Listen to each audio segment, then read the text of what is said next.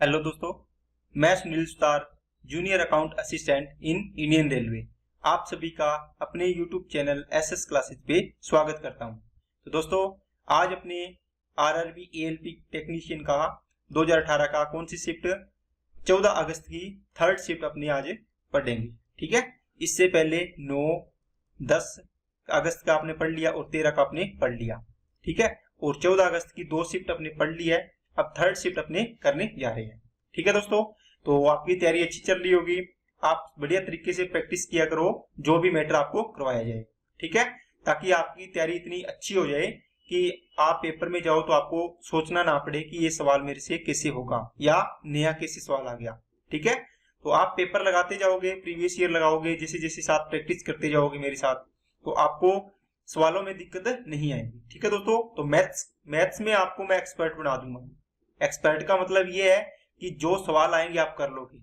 ये नहीं होता कि मतलब कोई लेवल की अपने एएलपी लेवल है या एनटीपीसी लेवल है, उसमें जो सवाल आएंगे वो आपके हो जाएंगे। ठीक है, तो चलिए अपने स्टार्ट करते हैं क्लास को। तो उससे पहले अगर किसी ने चैनल को सब्सक्राइब नहीं किया है तो चैनल को सब्सक्राइब जरूर करें, बेल आइकन पे क्लिक जरूर कर लें, जिससे आपको वीडियो की नोटिफिकेशन समय पर मिल जाए। और इसके अलावा अपने एक सुशील बटेसर कलीग है, तो उनका एक यूट्यूब चैनल है जो रेलवे के बारे में आपको इंफॉर्मेशन देते हैं। तो जो भी आपको कोई भी चीज आपको पूछनी हो तो आप उनके चैनल पे विजिट कर सकते हैं। मैंने वीडियो में इसका लिंक दिया हुआ डिस्क्रिप्शन में, आप जा सकते हैं और अपनी क्वेरी पूछ सकते हैं। ओके, चलिए अब अपनी क्लास को स्टार्ट करते हैं। चलिए दोस्तों, फर्स्ट क्वेश्चन, एडिशन करना है। 7 चौके 28, 5 चौके 20 और 7 पंजे 35। कितना हो गया? 40, 48 बटे 35 हो गया। तो 48 बटे 35 का एक बार जाएगा तो 13 बटे 35 आ गया। ये आंसर आ गया इसका। चलिए नेक्स्ट पे, एक कार 4 घंटे में 240 किलोमीटर की दूरी तय कर सकती है। यदि इसकी चाल में 12.5 किलोमीटर प्रति घंटा की चाल की कमी कर दी जाती है तो 450 किलोमीटर की दूरी तय करने के लिए कार कितना समय लेगी। दोस्तों, आपको थोड़ा सा मैंने बताया है कि आप हिंदी और इंग्लिश में डेटा देख लिया करो। अब देखो, एक car can cover 350 kilometre in 4 hours. देखो यहाँ 240 दे रखा है, तो देखो हिंदी वाले को गलत मानते हैं, आप इंग्लिश वाला सही मानते हैं, तो स्पीड कितनी आएगी यहाँ से? 350 बटे 4 घंटे, दूरी बटे चाल। तो 4 8 32, 3 4 7 28 और ये 4 5 20। तो ये आ गई इसकी स्पीड कितनी? 87.5 किलोमीटर प्रति घंटा। अब कहते हैं इसकी चाल को 12.5 किलोमीटर कम कर दिया है ना प्रति घंटा। 0, ये 5 और ये 7, तो 75 किलोमीटर प्रति घंटा कर दी इसकी चाल।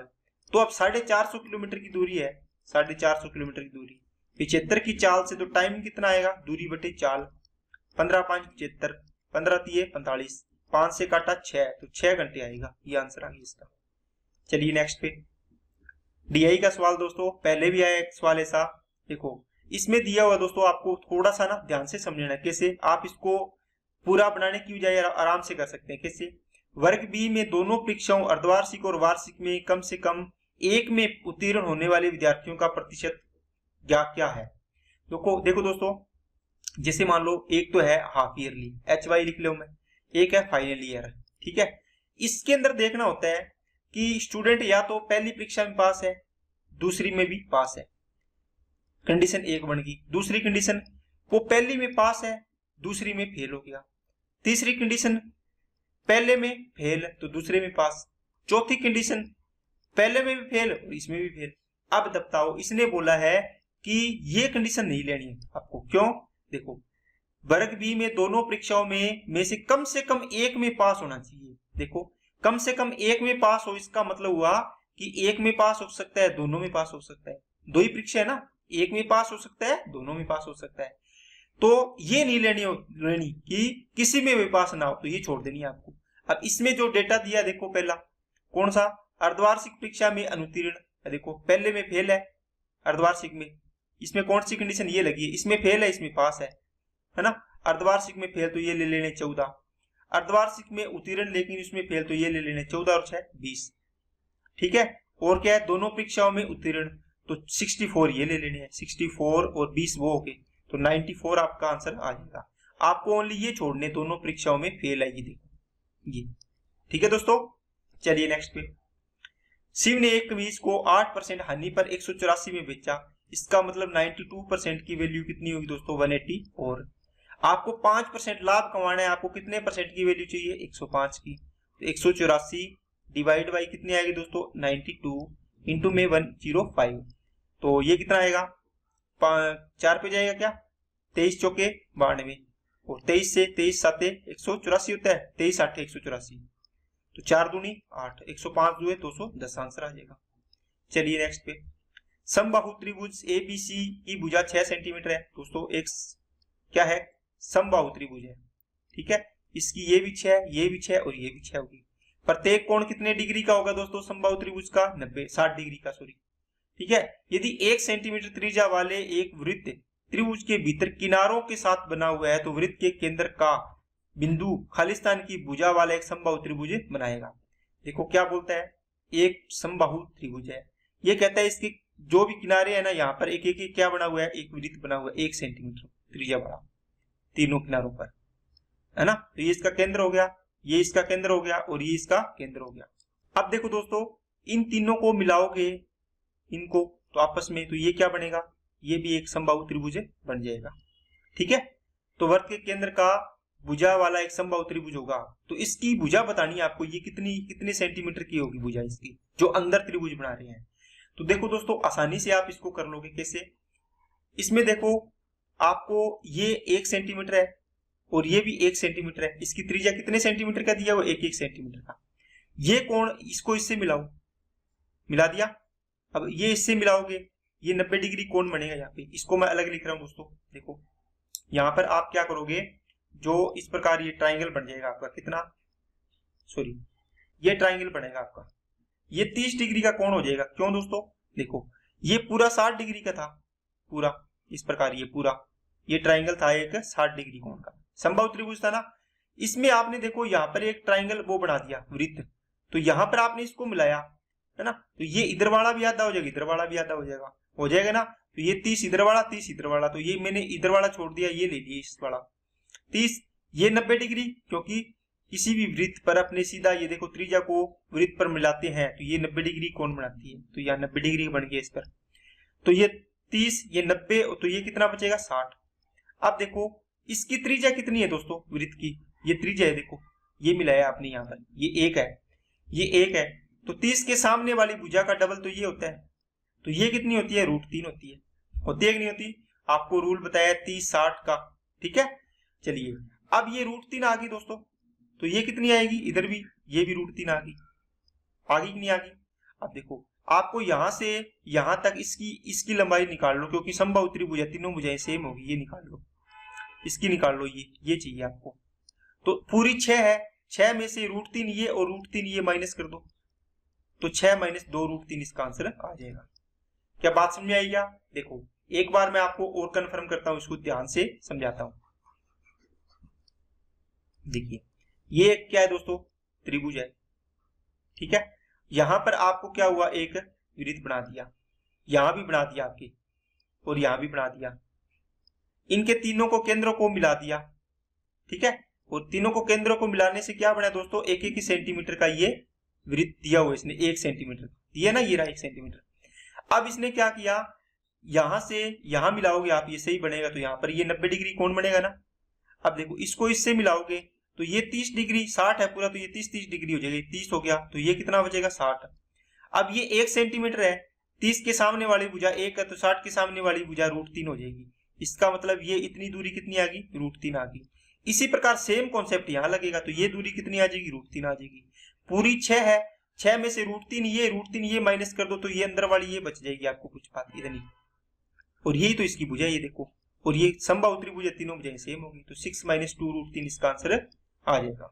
चलिए नेक्स्ट पे, 1:5 के अनुपात को दशमलव में कैसे दर्शाया जाता है दोस्तों?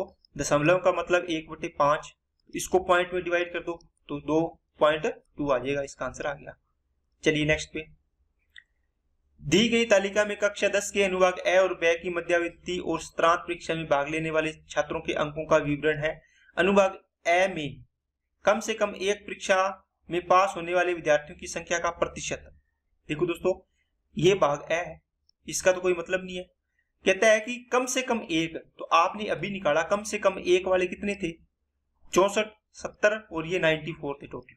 94 टोटल का कितना परसेंट है, कम से कम एक वाले हैं ये, निकाले थे ना अभी 94 निकाले थे, तो 94 तो वो थे 28 फेल होने वाले थे, कितने हो गए 11 और 1 8 और 4 12, 9 2 11 और 1 12, तो 122 आ गया। ठीक है, प्रतिशत में पूछा, डिवाइड कर दो इसको 100 से। अब इसको करो 47 और ये कितना आ गया 61, तो 47 100 में डिवाइड करना है दोस्तों 61 का, कितने पे जाएगा 6 चौके 24, 6 7 42, तो 7 6 42 और 7 एकम 427, तो 7 आ गया और ये 3 और ये बच गया 4, तो इस ये कितने पे जाएगा, ये फिर जाएगा 7 पर, तो 427 आएगा, लगभग 77 पॉइंट समथिंग आएगा इसका आंसर, तो ऑप्शन में देख के अपने लगा देंगे। चलिए नेक्स्ट पे, किसी थैले में लाल और हरी गेंदों का अनुपात रेड एंड ग्रीन का रेशियो कितना है, 4:9 है। यदि 7 और लाल गेंदों को थैले में शामिल कर दिया जाता है, मतलब लाल गेंदों को तो मिला दिया कितनी 7 है, तो लाल और इसका अनुपात 5:6 हो जाता है। ओके, अब दोस्तों इसमें रेशियो वाला कॉन्सेप्ट लगना है, आप करते हो ऐसे सवाल, कैसे कि इसमें लाल गेंदों को मिलाया है, क्या आपने इसको मिलाया है, क्या ग्रीन को नहीं मिलाया, तो इसमें इसको सेम कर दो, ये 9 है यहाँ पे 6 दिखा रहा है, इसको 2 से गुणा कर दो, इसको 3 से कर दो, देखो इसका मतलब पूरा रेशियो 2 चौके 8, 2 निम 18, इसी प्रकार ये 3 5 15 और ये 3 6 18। अब देखो ग्रीन वाला तो सेम हो गया, ये तो चेंजिंग नहीं हुई, ये कितना बढ़ गया 7, देखो और 7 ही वैसे बढ़ा था, 7 की वैल्यू 7 तो 1 की वैल्यू 1, तो आपको पूछा है थैले में हरी गेंदों की संख्या कितनी है, 7 की वैल्यू 7, 1 की वैल्यू 1, तो 18 की वैल्यू 18 हो जाएगी, ये आंसर आ जाएगा। चलिए दोस्तों नेक्स्ट पे, यदि द्विघात बहुपद k-1 होल x होल मतलब x square plus kx plus 1 का एक शून्यक 3 है -3 है, k की वैल्यू ज्ञात कीजिए। देखो एक शून्यक -3 का मतलब x की वैल्यू दे दी, तो k-1, x स्क्वायर का मतलब -3 का स्क्वायर 9, प्लस देखो -3 रखोगे तो -3k बन गया, प्लस का 1 इक्वल टू 0 हो गया। अब देखो इसको गुणा करो 9k हो जाएगा, माइनस का 9 माइनस का 3k प्लस का 1 इक्वल टू 0, ये कितना हो गया ये और ये, आप बोलो सर ये 6k बच गया प्लस का, माइनस का 9 प्लस का 1 कितना हो गया माइनस का 8, और बराबर में ले जाओगे तो किसका हो जाएगा प्लस का 8, तो k की वैल्यू कितनी होगी 8/6 मतलब 4/3 आ जाएगी, 4 कितनी आ गई दोस्तों 3 आ गई, तो इसका आंसर आएगा ये, तो आपका आंसर ये गलत दिया हुआ है। चलिए नेक्स्ट पे, 17 मीटर कपड़े का मूल्य इतना है दोस्तों, 17 मीटर कपड़े का मूल्य कितना है 77, इसको गुणा करो 7 7 49 490 और 7 7 49, ये कितना हो गया 49 9 और ये हो गया 13 और ये 544 हो जाएगा, 5 और ऐड कर दिया 544/7 है। आपको पूछा है 1 मीटर कपड़े का मूल्य कितना होगा, तो 544/7 इंटू में ये 17 नीचे आ जाएगा, 17 से इसको काटो 17 3 51, 17 2 34, तो 32/7, 7 का डिवाइड करो 7 चौके 28 और 4/7 आंसर आ जाएगा इसका। देखो आपको बोल दिया कि मान लो आपको बोल दिया 15 मीटर कपड़े का मूल्य 45 रुपये है, 1 मीटर कपड़े का मूल्य बताओ कितना आएगा, तो आप बोलोगे सर 45/15, तो 3 रुपये आ जाएगा 1 मिनट, 3 रुपये प्रति मीटर, तो ये आपको फ्रैक्शन में दे दिया तो थोड़ा टफ लग रहा होगा, बस सिंपल चीज है। चलिए नेक्स्ट, 2 पाइप ए और बी एक साथ एक खाली टैंक को 8 घंटे में भर सकते हैं दोस्तों, ए प्लस बी दोनों मिलकर 8 घंटे में भर सकते हैं। एक साथ दोनों पाइपों को चालू कर देने के 2 घंटे बाद यदि पाइप बी को बंद कर दिया जाए तो शेष टैंक को भरने में 11 घंटे लग जाते हैं, पाइप ए अकेले खाली टैंक को कितने समय में भरेगा। दोस्तों इसके 2 तरीके हैं, आपको बताता हूं मैं कैसे करना है। ए प्लस बी 8 घंटे में भरता है, आप इसकी एफिशिएंसी मान ली 8, टोटल काम मान लिया 8, 8 में 8 का डिवाइड किया, एफिशिएंसी कितनी आ गई 1, किनकी दोनों की। अब देखो अगर मान लो ये काम करते ए और बी दोनों, तो कितने घंटे लगते 8 घंटे, 8 घंटे में काम कंप्लीट हो जाता है यहाँ तक। ओके, यहां से शुरू करते यहाँ पर 8 घंटे लगते, लेकिन ये 2 घंटे काम किया, यहाँ पर बी तो चला गया, ए अकेला रह गया, तो इसने 2 ही घंटे काम किया, किसने बी ने इसके साथ, तो 2 घंटे देखो दोनों ने काम किए, ए और बी दोनों कितने काम करते हैं 1 घंटे में 1, तो 2 घंटे में कितना काम कर देंगे 2, इसका मतलब 2 लीटर पानी तो भर दिया, बच गया कितना 6 काम, बच गया कितना, 8 में से 2 कर दिया, बचा कितना 6। अब कौन करेगा, अकेला ए। अब क्या कहता है कि देखो 8 घंटे लगने थे अगर बी होता तो यहाँ पर 7 में, लेकिन अब 11 घंटे हो गए, इसका मतलब ये टाइम एक्स्ट्रा और लग रहा है इसको, यहाँ से आगे वाला ये टाइम कितना हो गया, टोटल 11 घंटे लगेंगे इसको, ठीक है, यहाँ पर 11। अब देखो कितने घंटे एक्स्ट्रा हो गए, 3 घंटे। कितने हो गए, 3 घंटे। लेकिन ये ए ने यहाँ पर ये 6 काम कितने घंटों में किया होगा, देखो 11 में से 2 घंटे घटा दो, क्योंकि अब तो ना टोटल 11 घंटे होगी ना टोटल, है ना, तो 11 में से 2 गया 9, तो ये 9 घंटे काम किया होगा ए ने यहाँ से यहाँ तक। तो देखो ए की एफिशिएंसी आ जाएगी 2/3। आपको पूछे ए अकेला 8 काम कितने दिन में करेगा, 2/3 इसकी एफिशिएंसी नीचे आएगी, work upon efficiency equal to time होता है, ये 3 ऊपर चला जाएगा, यहाँ से हटा दिया, 2 चौके 8, 4 तिया 12, ये इसका आंसर आ गया, ठीक है। और दूसरा तरीका दोस्तों देखो ए प्लस, देखो यहाँ पर ए ने स्टार्ट किया काम, ए और बी ने, तो बी भी अगर 8 घंटे करता, दोनों ए प्लस बी मिलकर करते काम, तो ये 8 घंटे लगाते। तो देखो ए ने बी ने कितने घंटे काम किया, 2 घंटे, तो 2 घंटे बाद ये तो चला गया, कितने घंटे का काम बच गया था बी का, अगर बी होता तो 6 घंटे का, तो बी इंटू 6 बराबर ए ने इसको कितने घंटे लिए, तो ए ने देखो अगर ये 7 होता तो 8 घंटे में कर देता, इसको 3 घंटे एक्स्ट्रा इसीलिए लगे क्योंकि इसने इसका काम किया है, तो ये 3 घंटे का काम किया इसने 3 घंटे में। बी का 6 घंटे का काम ए ने 3 घंटे में कर दिया क्योंकि इसकी एफिशिएंसी ज्यादा होगी। अब देखो ए और बी का रेशियो बन गया यहाँ से कितना दोस्तों, ये आ गया 2:1, क्योंकि ये 3 इसके नीचे जाएगा, बी इसके नीचे ले आना, तो 3 दूए 6। तो देखो टोटल काम दोनों मिलकर 3 करते हैं 1 घंटे में, 8 घंटे में ये 8 या 24 काम कर देते हैं। अब ये 8 या 24 काम मेरे को ए से करवाना है, तो ए की एफिशिएंसी 2 है, 2 से डिवाइड कर दो, कितना आ जाएगा 12, तो ये 12 घंटे आंसर आ गया। चलिए नेक्स्ट पे, एक इमारत के शीर्ष से एक टावर के शीर्ष और पाद का उन्नयन और अवनमन कोण क्रमशः 60 डिग्री और 30 डिग्री है। यदि इमारत की ऊंचाई 5 मीटर है तो टावर की ऊंचाई ज्ञात कीजिए। देखो दोस्तों, मान लो आपकी ये एक इमारत है, इसकी ऊंचाई 5 मीटर है, ठीक है। आपके पास एक टावर है, तो टावर तो इससे ऊंचा ही होगा, ये टावर है मान लो, ये इसकी ऊंचाई 5 मीटर है, ये 5 मीटर होगी दूरी इसकी, होगी कि नहीं होगी।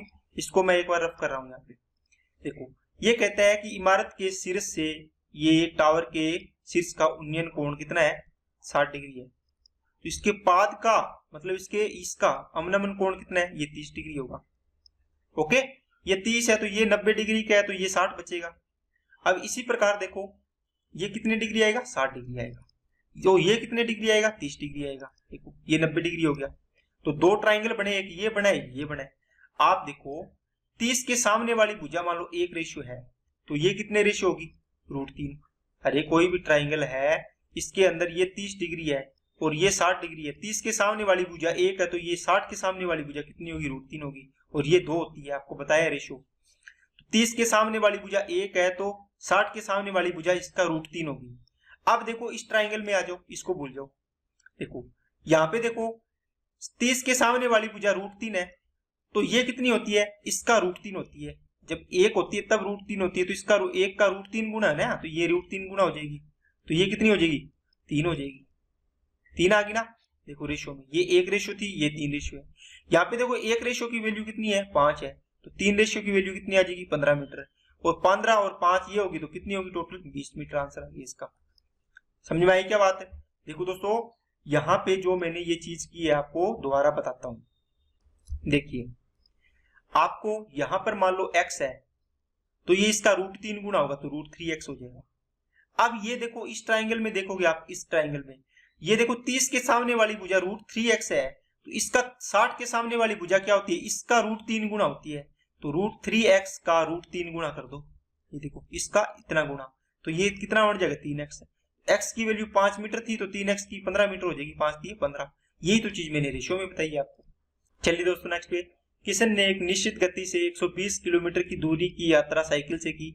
यदि वह हर घंटे 2 किलोमीटर धीमी गति से साइकिल चलाता है तो उसे अपने गंतव्य तक पहुंचने में 3 घंटे अधिक का समय लगता है।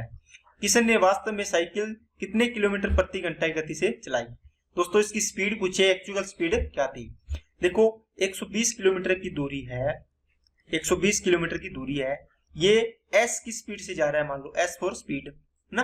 अब कहते हैं अगर इसकी speed 120 divide by s minus 2 होती, मान लो इसकी स्पीड कम कर देते तो इसको टाइम ज्यादा लगेगा। अब इससे कितना टाइम ज्यादा लगेगा, कहता है 3 घंटे अधिक लगता है।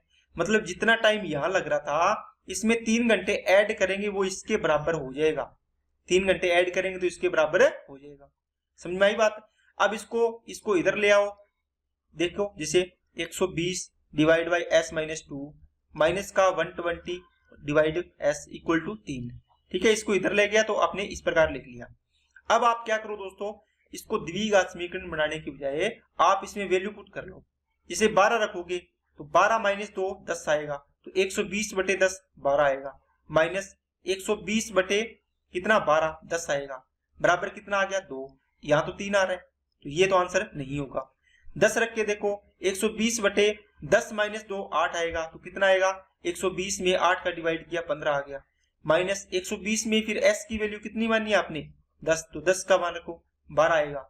अंतर कितना आया 3, इसके बराबर आ रहा है, इसका मतलब ये आंसर सही है। ओके, चलिए एक इसका फॉर्मूला होता है दोस्तों, डिस्टेंस इक्वल टू होता है s1 into s2 divide by इनका s1 और s2 का डिफरेंस, पॉजिटिव लेना आपको, इंटू में टाइम। s1 इंटू s2 कितनी, s1 इंटू s माइनस 10 कर दो and s minus 2 divide by अंतर कितना 2 का अंतर है देखो, है ना, इंटू में कितना टाइम 3 घंटे, कितनी दूरी 120। इसको सोल्व करो। अब देखो इसमें भी तो देखो 40 और s इंटू s माइनस 2 आएगा, बराबर कितना 40 गुना 80, ये 2 इधर गुना हुआ। अब इसमें भी s की वैल्यू रखो 10 इंटू 10 में से दोगे 8, तो इसके बराबर आ रहा है, इसका मतलब ये वैल्यू है। ऑप्शन से वैल्यू पुट करके देखना है। चलिए नेक्स्ट पे, ये दोस्तों आपको बताना है इसका with N appropriate option complete the following. देखो ये तो सीरीज है, ये किसका स्क्वायर है 23 का स्क्वायर, ये किसका स्क्वायर है 21 का स्क्वायर। अब देखो ये किसका स्क्वायर है 31 का स्क्वायर, तो यहाँ किसका स्क्वायर आएगा 29 का स्क्वायर। क्यों, देखो 2 कम करके ही कर रहा है तो इसमें भी 2 समानुपात है कि जैसा इसके साथ हुआ है वैसा इसके साथ, तो ये आ गया इसका आंसर। चलिए नेक्स्ट पे, किसी समचतुर्भुज के प्रत्येक भुजा की लंबाई कितनी है दोस्तों 25। ये समचतुर्भुज है, ठीक है, इस प्रकार इसके प्रत्येक भुजा की लंबाई 25 सेंटीमीटर है, मीटर है दोस्तों। विकिरण की लंबाई 14 है, मान लो ये विकिरण आ गया इसका कितना 14 सेंटीमीटर, ये भी 14 है तो ये 7 हो जाएगा और ये भी 7 है। अब ये विकिरण है, ये यहां से जाएगा दोस्तों, ये देखो ये ट्राइंगल 90 डिग्री पे बनते हैं इनके ये विकिरण, तो ये 7 है ये 25 है, तो ये कितनी होगी 24 होती। 7 24 25 का ट्रिपलेट आपको बताया, याद होना चाहिए। तो ये 24 है तो ये भी 24 होगी, 24 और 24 48। आपको पूछे इसका क्षेत्रफल, तो समचतुर्भुज का क्षेत्रफल होता है 1/2 इंटू d1 इंटू d2, दोनों विकरणों का गुणनफल। 1/2, एक तो था 14, एक आ गया 48, 2 से काटा 7, तो 7 चौके 28, 7 2 56, तो 3 3 और ये कितना हो गया 6, 336 आंसर आ गया। चलिए नेक्स्ट पे देखो, जब भी आपको बार दिया हो तो इसको बार को हटा के आप इस पे ब्रैकेट लगा लिया करो छोटा। एक बार ये ब्रैकेट लगा है कोई बात नहीं, वैसे इसको अलग लगा लिया करो। तो ये कितना आएगा 27 में से 28 जाएंगे तो माइनस का 1, और बार माइनस है तो आप कैसे हल करते हो इसको, -1, तो -1 गुणा प्लस, ये दोनों प्लस से लेते हैं, तो 27 और 1 26 और 1 27 हो जाएगा, यहाँ से 27 हो गया।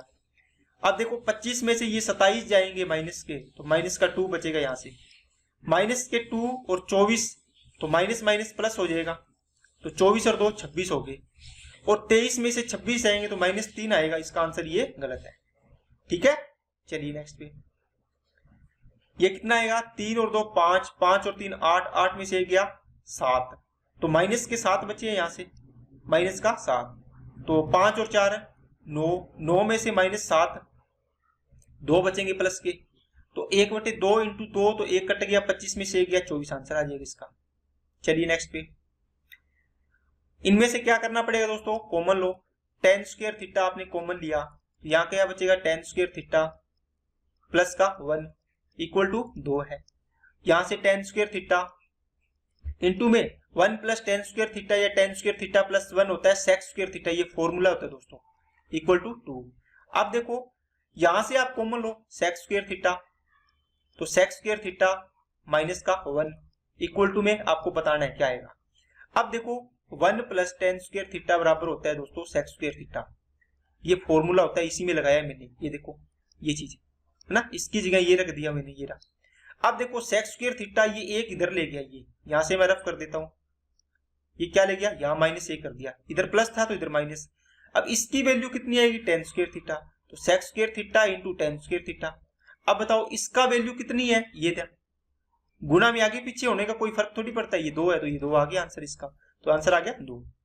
चलिए नेक्स्ट पे, वह छोटी से छोटी संख्या ज्ञात कीजिए जिसे 20, 25, 35, 40 से विभाजित करने पर शेष क्रमशः 14, 19, 29, 34 बचता है। दोस्तों जब इनका आप डिफरेंस करोगे ना, 14 उसके बाद कितना है 19, उसके बाद 29, उसके बाद 34, इनका डिफरेंस सभी का कितना आएगा 6, 6, 6, 6 आएगा, बराबर आएगा इनका रिमाइंडर, ये अंतर, इसको बोलते हैं कॉमन रिमाइंडर, है ना, कॉमन रिमाइंडर। तो अब देखो दोस्तों इनका आप एलसीएम ले लो, वह छोटी से छोटी संख्या जिससे इनसे डिवाइड हो, तो 20, 25, 35 और 40, आप जिस तरीके से एलसीएम लेते हो ले लो, लेकिन नंबर निकालने का आपके पास ये तरीका होता है कि एलसीएम ऑफ 20, 25, 35 और 40 माइनस करना होता है दोस्तों क्या, कॉमन रिमाइंडर। ये रिमाइंडर बच रहा था ना, लेकिन आपने सभी में से माइनस करके देखा तो कॉमन रिमाइंडर आया, तो ये कॉमन रिमाइंडर इसमें से माइनस होता है। इसका एलसीएम कितना आएगा, देखो 40 मान लो सबसे बड़ी संख्या इसमें से, 40 में देखो 20, देखो पहले बार 20 का भाग जा रहा है क्या, पूरा पूरा जा रहा है, 25 का जा रहा है क्या, 25 का डिवाइड करेंगे तो 5 5 25, 5 8 40, तो एक 5 नीचे रह जाता है, इसको गुणा कर दो। फिर 35 को चेक करो तो 35, 5 7 35, 5 8 40 और 5 7 35, 7 बच जाएगा नीचे, तो 7 का गुणा कर दो। अब इसको गुणा कर लो, ये आ गया, तो 4 5 20, 7 1400 आ गया, माइनस का कॉमन रिमाइंडर 6 है, तो 1394 इसका आंसर आ जाएगा, ये रहा। अगर आपको इस तरीके से ना निकालना है तो आप इसको 20, 25, 35 और 40 इसको इस प्रकार करके भी आप हल कर सकते हैं, ठीक है। चलिए, कुर्सियों और मेजों के मूल्यों का अनुपात 9:4 है दोस्तों, ठीक है, टोटल 4200 का अंतर है इनमें। देखो कुर्सियों का मूल्य मेजों के मूल्य से 4200 अधिक है, इसका मतलब इनका डिफरेंस है 4 की वैल्यू 4200। आपको पूछा है मेज का मूल्य 5 की वैल्यू, तो 5 की वैल्यू निकालो, 4200 डिवाइड बाई 4 इंटू 5, 4 से काटो, 4 एकम 4, 0, 4 5 20, 0, 5 5 25, ये 0 आ गया, और ये कितना आ गया 5 एकम 5, तो 5250 इसका आंसर आ गया। चलिए नेक्स्ट, 69 रुपए की राशि को डिवाइड करना है जैसन और रुहाना में 1:2 में विभाजित की रुहाना की राशि बतानी है। तो 69 रुपए टोटल 3 पार्ट की वैल्यू होगी, 2 और 1 3, किसकी बतानी है रुहाना की, कितना पार्ट है 2 पार्ट, 23 दुआ 46, तो आंसर आ जाएगा 46। चलिए नेक्स्ट, तो ये दोस्तों आज का पेपर आपका कंप्लीट होता है। तो 22 क्वेश्चन थे इसके अंदर, 22 के 22 क्वेश्चन आपको कंप्लीट करवाए मैंने। तो आपने देखा होगा कुछ क्वेश्चन इसके अंदर थोड़े ठीक आए हुए हैं, और कुछ क्वेश्चन ऐसे हैं जो बिल्कुल ही लो लेवल की क्वेश्चन है, जैसे ये क्वेश्चन करने वाला थोड़ी है, आराम से हो जाएगा क्वेश्चन, है ना, हो तो सभी कर तो सभी लेते हैं, लेकिन आपको देखना होता है कितनी स्पीड से करती हो। अगर आप इसमें भी टाइम लगा रहे हो ऐसे लिखे, 3 की वैल्यू है 69, फिर 1 की वैल्यू इतनी, तो टाइम तो लगेगा। अगर आप देखोगे कि 69 रुपए टोटल है, इसमें 1:2 है 3, तो 3 की वैल्यू होगी, 1 की वैल्यू 23, 23 दूना 46, तो डायरेक्ट आंसर करोगे। इस प्रकार आपको आंसर करना है, ठीक है। चलिए आज के लिए इतने रखते हैं दोस्तों। अगर आपको वीडियो अच्छी लगे तो लाइक करना, चैनल को सब्सक्राइब नहीं किया तो चैनल को सब्सक्राइब करें, और बेल आइकन पे क्लिक जरूर करें। Okay, thank you.